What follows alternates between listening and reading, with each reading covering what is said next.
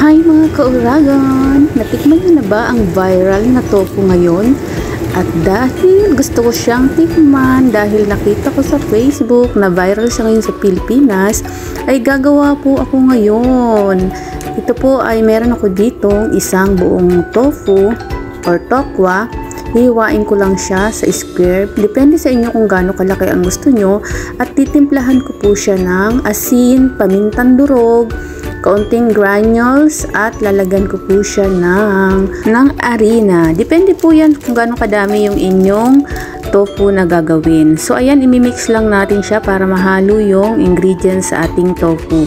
At syempre meron din tayo ditong dalawang itlog dahil dito natin i-coat yung ating tofu.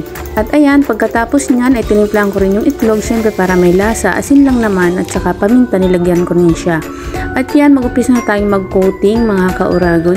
Ilalagay lang natin siya dyan sa itlog, then sunod na natin dito sa ating breading. Ang ginamit ko po dyan na breading ay yung ginamit po sa tempura. Ayan po.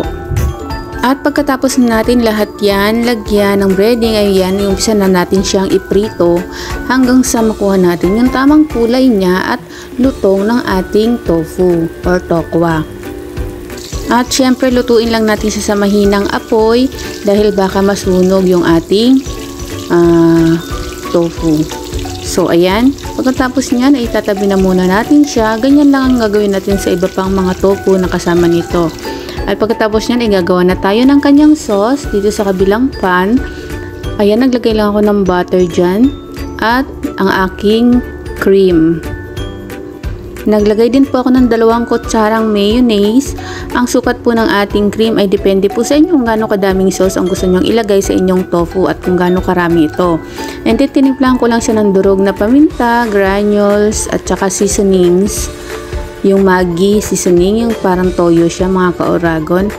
And then ayan, hinalo-halo ko lang siya hanggang sa makuha natin yung kanyang lapot.